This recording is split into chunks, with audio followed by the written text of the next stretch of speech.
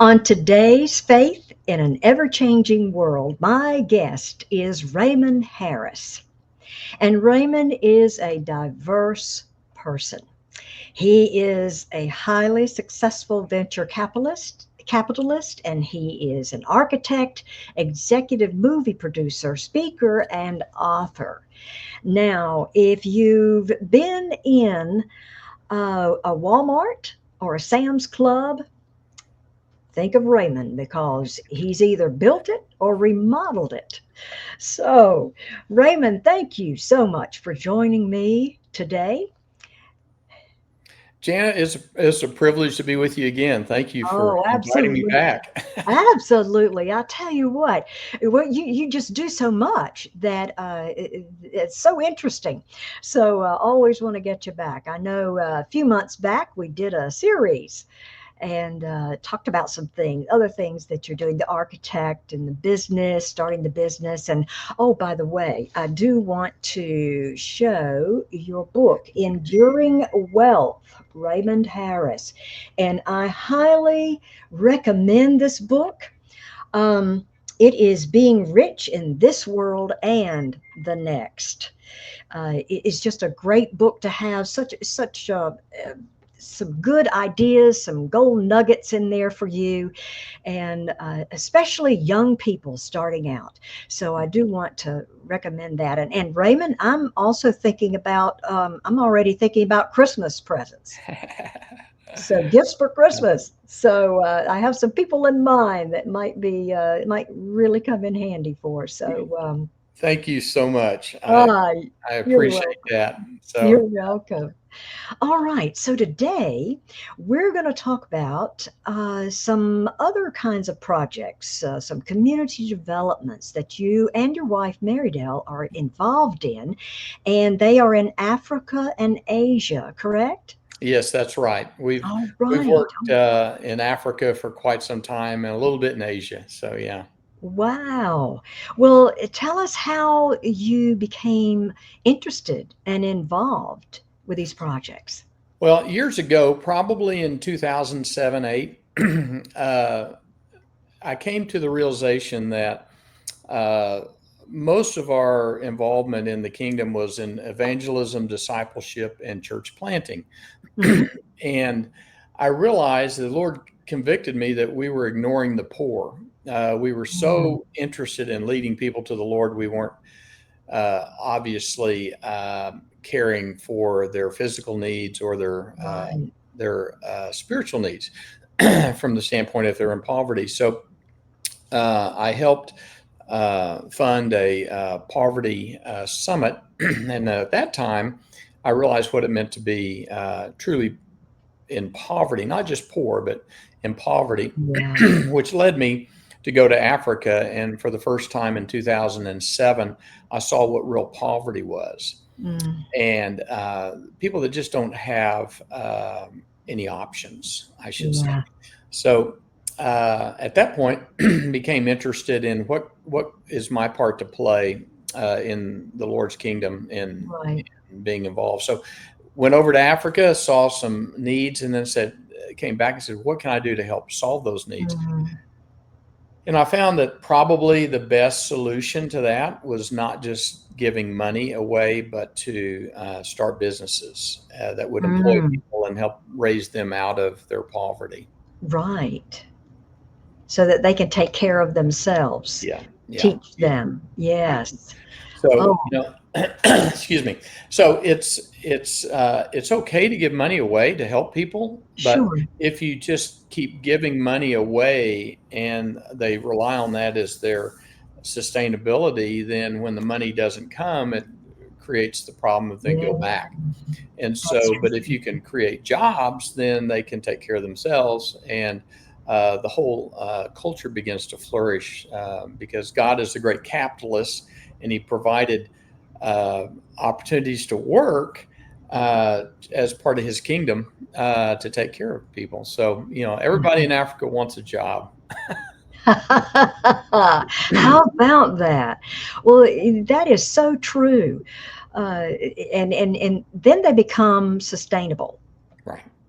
Right, Yeah. right. And excuse me. going over there, I saw a great need. But I met with the very first time I went over there. I met with a pastor Uh-huh. who was a visionary. And most people in ministry are not good business people, I found.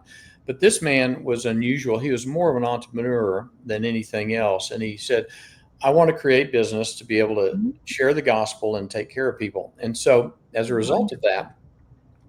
that, I got involved with his name was John Enright, got involved with John. And with our assistance, we started about 11 businesses. And of Wow. those 11 businesses, about 9 of them didn't make the profit that we needed to become sustainable, but 2 did. And the 2 big businesses that we started and are now sustainable are honeybees, which produces honey, which is a great health product and sweetener, and Sure. Yeah. but it also provides employment. And the other was goats. People in Africa love goat meat, and so it's we tried everything else from Ah, chickens to pigs to everything. And yeah. yeah, that's a picture of a little baby goat, probably a couple Oh, days old. But we got in the goat business, that's precious. and we now have 68 goat farms, employing about 500 people. And then the honey business grew and grew and grew, and now we have about 15,000 people that actually work in our honey business, not as direct employees, but farmers that hang the hives, and then we go Sure. collect the honey. And last count, the last harvest we had last year, we had about 500 metric tons of honey, and that's a lot of Wow. honey. It's a That's very amazing. sweet business. Oh, yeah. No pun So, intended.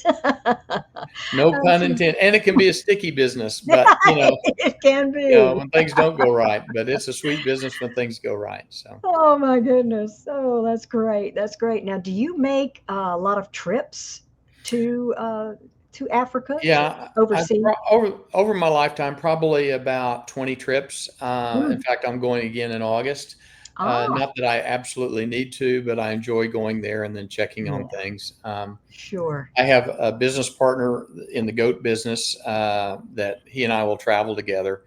And then with the honey business, it's pretty much sustainable. It's been going on now for better part of 17 years, and so it's Oh, 15 wow. years. Uh, so it doesn't need any help, and it doesn't need any more financing. We found that the financing was really the generator to get started, but not Sure. a sustainer. So the honey business is very profitable, and it supports um, a lot of other things within country. We're mostly in Zambia, but we're also in the Congo, Tanzania, and the surrounding countries in the Central Africa. And Wow. it's a wonderful thing because the honey itself is such a good product, and everyone likes it. In Africa, I think a lot of Americans use honey a lot too, but in Africa, it's a real staple, and it's a real important That's great. product. But That's great. something else about honey is it doesn't spoil. So it works in God's nature that honey does not spoil, and goats feed themselves. So you don't have to feed goats; you just let them graze. That's right. So those are 2 things that work in Africa really well, and we found that the other businesses that we started were not sustainable. So Ah, that is great. probably more than you want to know, but anyway. Oh, no, no, no. It's just amazing to me. Yeah, just amazing. Now, I guess there are stores where people come and purchase honey, or Well, yes, we have it in local grocery stores within the country of Zambia, but primarily we sell the honey in bulk in oh, okay, 55 barrel, gallon drums, big wow. drums of honey, and we ship it around the world. Most of it Oh, goes to South Africa, where they use it for product sweetening, manufacturing for food products, and then we've shipped to the UK, Japan, Italy, and even have a certified organic side of it. But it's funny, organic honey is, you can't control the bees where they go. So Wow. organic is really kind of a falsehood, Yeah, because the bees are going to be wherever they're going to be. that's right. But there are not a lot of fertilizers in Africa, so it's all organic anyway. But we do not ship to the United States because of the regulations. It's a I little see. harder to get in, I but see. we ship around the continent of Africa and then some into Europe. So Awesome. Well, I think we've got another photo yeah, there here. we go. That's the Tell goat. us Yeah, about these photos. yeah, the goats. And then the thing about the goats, you'll see there in the picture, there's what we call a goat house. And on the upper right Oh, is yeah. really an interesting picture that I took. That goat house was actually built in about 4 hours by all those people. And the people of the community come together to build each other's goat house. And so one Wow. helps another, and then someone else will come help them. And then we have a big feast at the end of it and give away presents. And it's kind of a highlight of that community, is to build each other's goat house. And we can build those things for about $400. And we do it in a kit of parts. We Yeah, remake some of the pieces and then just bring them out. right. And it's actually like a barn raising in the old days with the Amish. And so it's a great community event. And then in the bottom right hand corner, you can see a 55-gallon barrel of honey that will now be shipped Ooh. out. And so, and then of course on the other is I say that we have little kids for the big kids. In other words, we have the kids of the goats for the kids in Africa. So anyway, Ah, how about that? Oh, wow. That's just wonderful. isn't that It's fun? really, It's a lot of fun. yeah, yeah. So Uh, anyway, yeah, that's great. That's great. And all the relationships that you're forming and of course witnessing, I'm sure. well, part of the program is we have a three-tiered program.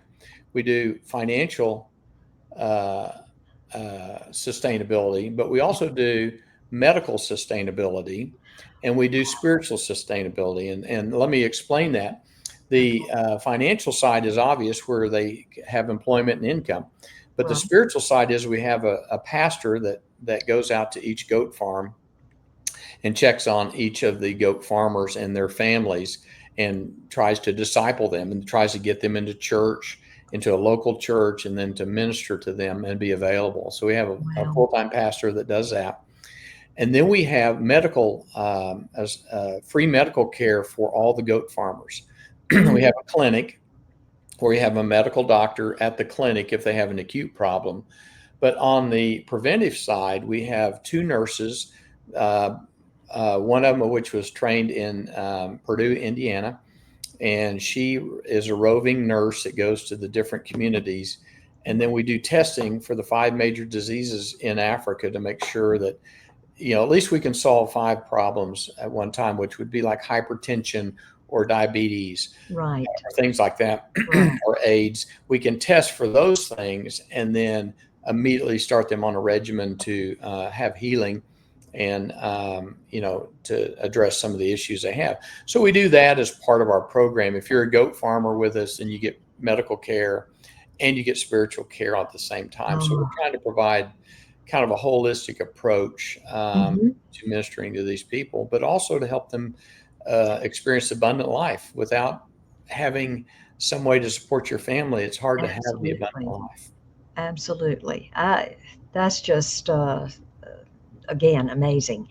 Now, how many people are in these communities? Well, most of them are in what we call the bush, which means they're in the Uh-huh. countryside, Hmm. and they'll come together. Africans are very ingenious, they're very hardworking people, and they'll walk a long way if they don't have any transportation. Right. Some of them have cars, some of them have motorcycles, a lot have bicycles, and they'll Uh-huh. travel to gather together. They might be small communities of Yeah. 25 to 50 people in a church Yeah. or in a gathering. They're very tribal, Uh-huh. which means they're very social. Right. and they're very family oriented. And so they have their own networks in the bush. And I say in the bush, it's in this area, it's very forested. So it's not like this desert like you think. Yeah. Yeah. It's more of a, in central Zambia, Central Africa, it's a very fertile area. And Mm. besides goats, a lot of them will do the honey with the goats, and they'll do some farming. They'll raise maize, which is corn, or some other product, and they're very hardworking, and they want to work. That's great. So anyway, Yeah, that is great. All right. So when you go back, are you thinking about in the future any more projects? right now, Yeah.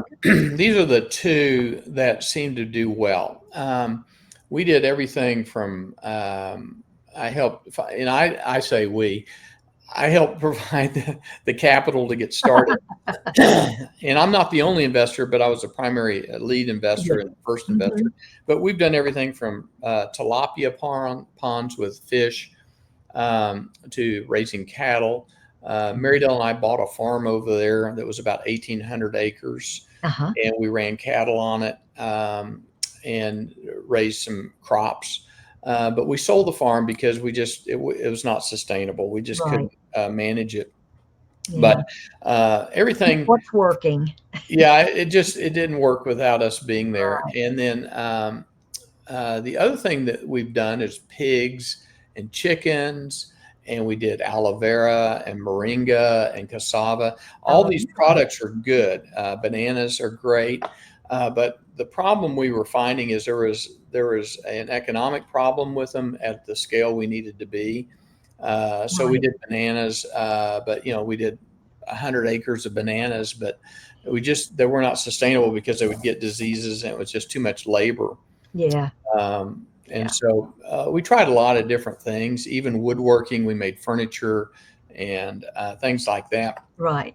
And labor costs would get out of hand, or Oof. we'd have trouble with labor coming to work Yeah. at times. So, but what we found were these two things of goats and honey being the thing that works in the culture that we can replicate and can expand to a level that thousands of people benefit. And that was our goal, is to reach as many as we could. Mm. So all the other businesses were fine; they just didn't provide the sustainability that we were looking for. Sure. So. Sure. Sure. Now, what about in Asia? What kind of projects are you In doing? Asia, the primary thing that we did, we helped a young lady start she had started a business to make jewelry. And I met her back in 2010 and Hmm. came alongside her and helped her to finance and really capitalize her business. And it's a jewelry making company. Now, the Uh-huh. thing that's unique about it in Asia, in Central Asia, is that the workers that were involved were women that were brought out of sexual slavery. And so they were women that were trafficked in massage parlors and in Wow. brothels, Yeah. and which is very common in parts of Asia. And what she walked the streets and met these women and became friends with them and said, if I can provide you employment, would you be willing to come out? And everyone wants to come out of that, obviously. And so she provides a beautiful place for them to heal, to have That's employment, great. take Mm. care of them, get them care that they need, Yeah. not only emotional care, Yeah. but physical care, and a place to live. And because these women don't have choices, most of them are trafficked, so they don't have any place to go. Mm. And they make beautiful jewelry. And the jewelry is not something that you would buy because you feel sorry for them. It is beautiful jewelry that's sold in Macy's and Kohl's. And even in Wow. 5 or 6 years ago, the Ellen DeGeneres show gave out 50,000 units of their jewelry to the listening audience, to the viewing audience, Oh, how because about she was that? so Mm. supportive of what was going on. Mm. And it's a beautiful system of providing employment for these women, but providing beautiful jewelry that's used. And so, if anyone has ever seen The Chosen on TV, then if you go onto their website and buy their products, the jewelry that they sell is made by the Starfish Project, which is this company. And so the Oh, jewelry is also made in China with wow. That's Starfish Project. awesome. So, I would highly recommend that people check it out. It's beautiful jewelry, Yes. all kinds of stuff. And you're supporting women that are coming out of a bad situation. Yeah. And I think we have about 200 women that have worked for us that's come out of that. So that's pretty Wow. cool. Wow. So, You are certainly involved in such wonderful projects that yeah. are helping people, and the Lord certainly has laid some good things on your heart to do.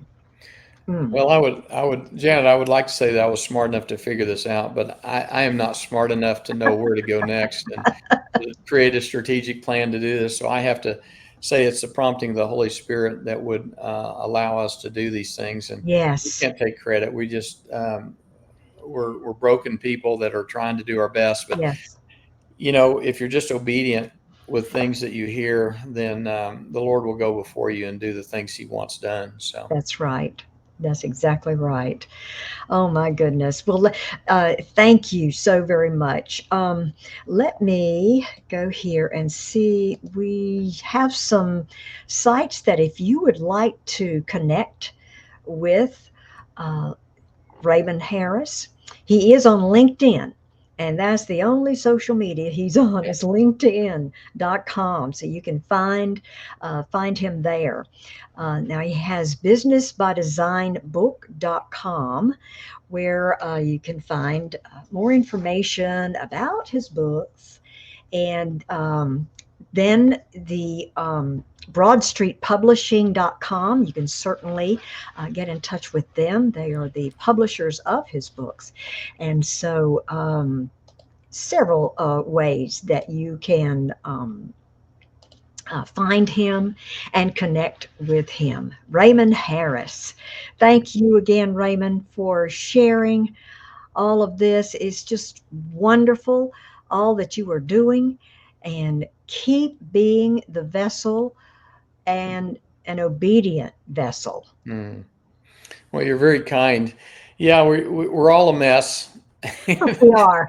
We are. If I just say, if you listen to the prompting of the Holy Spirit and Holy Spirit and do what He says, That's then right. you will be successful, not only in this world but in the world to come. Absolutely. Absolutely. Thank you again. And thank you all for watching. And remember, always be looking up because that's where our help comes from. And keep moving forward with faith. Thank you, and God bless. Have a great day.